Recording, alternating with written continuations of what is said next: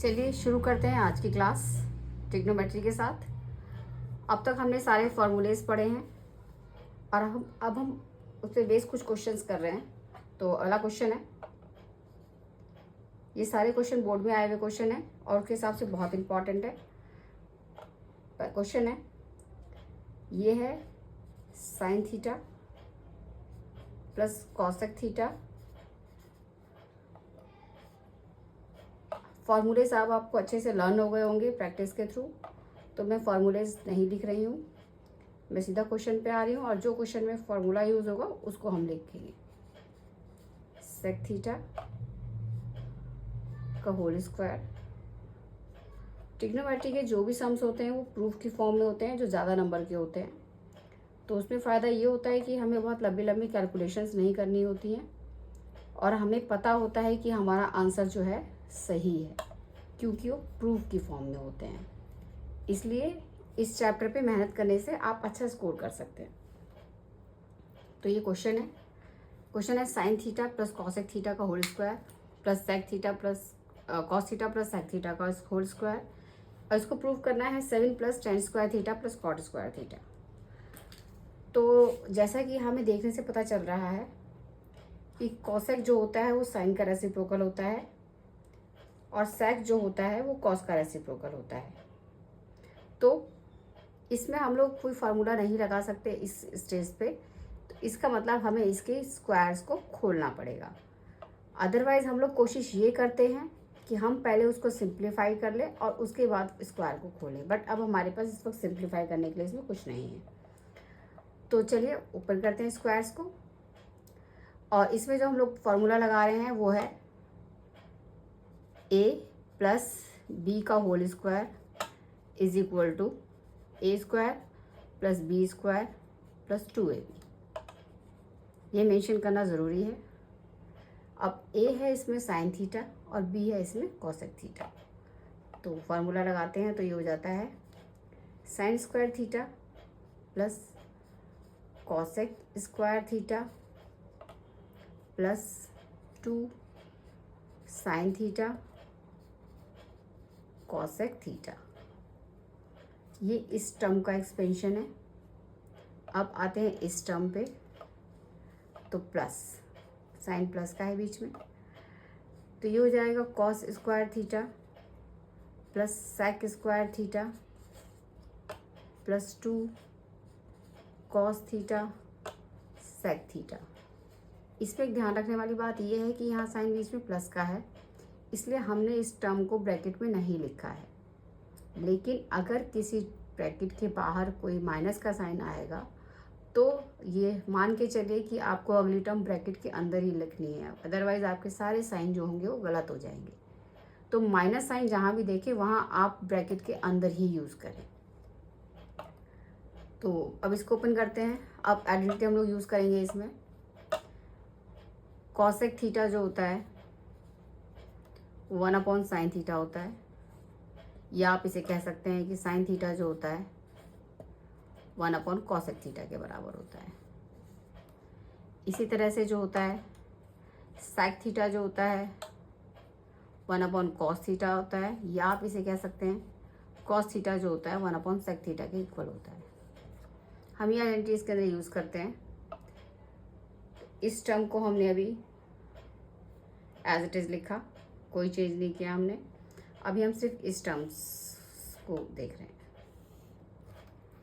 तो इसका मतलब ये हुआ कि साइन थीटा और कॉसेक थीटा, साइन थीटा इसको लिखेंगे 1 sine theta, sine theta cut जाएगा तो रह जाएगा सिर्फ 2। तो ये दोनों इस तरह से सॉल्व करेंगे। बाकी इसको, इस वाली टर्म को और इस वाली टर्म को हम कंबाइन करेंगे, क्योंकि हमें दिख रहा है कि इसका हमें एक फॉर्मूला आता है। तो चलिए शुरू करते हैं। ओके फाइन, इसको करते हैं हम लोग sine square theta as it is. इसके साथ हमने इसे कंबाइन किया, ये हुआ कॉस स्क्वायर थीटा, इसलिए कंबाइन किया क्योंकि इसका फार्मूला हमें पता है। उसके बाद हमने अभी इस टर्म को एज इट इज़ लिखा है, यानी कॉसेक स्क्वायर थीटा प्लस ये बच गई थी और एक ये बच गई थी sec square theta as it is, कोई चेंज नहीं। उसके बाद इन दोनों टर्म्स के बारे में जैसे मैंने बताया, ये ओवर 2 साइन थीटा। कॉसेक के लिए हम लिखेंगे 1/sin थीटा। ये इस टर्म का एक्सपेंशन है। उसके बाद इस टर्म पे अगर आते हैं तो ये हो जाता है 2 cos theta as it is लिखा हमने, और सेक को लिखा हमने 1/cos थीटा। तो जैसे कि हम देख रहे हैं, साइन थीटा से साइन थीटा कट गया और कॉस से कॉस कट गया, और इस टर्म की वैल्यू हमें यहाँ लिखना पड़ेगा। ये होती है sine square theta plus cos square theta is equal to 1। ये आइडेंटिटी हमने इसमें यूज़ की है।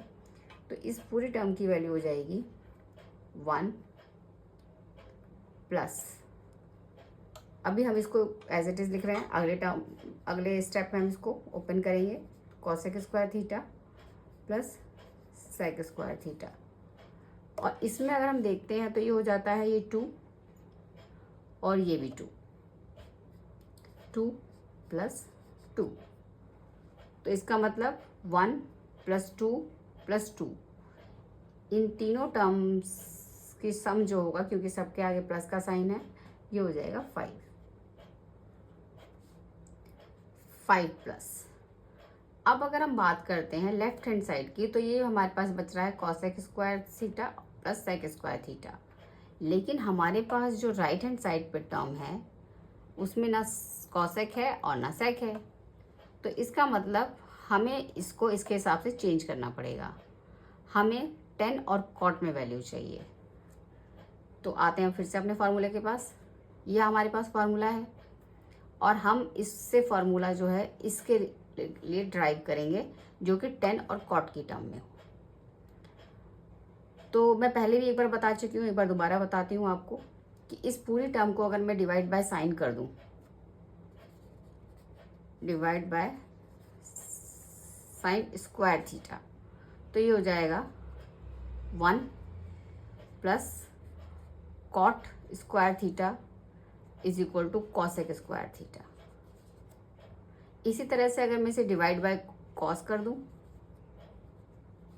और ये रीज़न आपको पता होना चाहिए कि हम क्यों डिवाइड करें, क्योंकि हमारे पास जो फार्मूलाज है, जो हमारी टर्म है वो कॉसेक और सेक की टर्म में, और हमारे पास जो आंसर है वो tan और cot की टर्म में है। तो हम इसको एक्सपेंड करके इस फॉर्म में भी ला सकते हैं, या इसको हम इस टर्म तक ले जा सकते हैं। तो अगर हम कॉस से इसको डिवाइड करते हैं तो ये हो जाएगा tan square theta sine upon cos tan square theta plus cos upon cos यानी 1 अपॉन कॉस यानी सेक। तो आपने देखा ये और ये कॉसेक स्क्वायर की जगह हम रिप्लेस कर सकते हैं 1 प्लस कॉट स्क्वायर थीटा से, और सेक स्क्वायर को हम रिप्लेस कर सकते हैं tan स्क्वायर थीटा प्लस 1 से। तो चलिए रिप्लेस करते हैं। कॉसेक की जगह लिखेंगे हम 1 plus cot square theta, sine का प्लस है इसलिए हमें घबराने की कोई ज़रूरत नहीं है, प्लस सेक की जगह हम लिखेंगे tan स्क्वायर थीटा प्लस 1। तो अब हमारे पास 5 प्लस 1 प्लस 1, ये हो जाएगा 7, और बचेगा हमारे पास cot square theta plus tan square theta.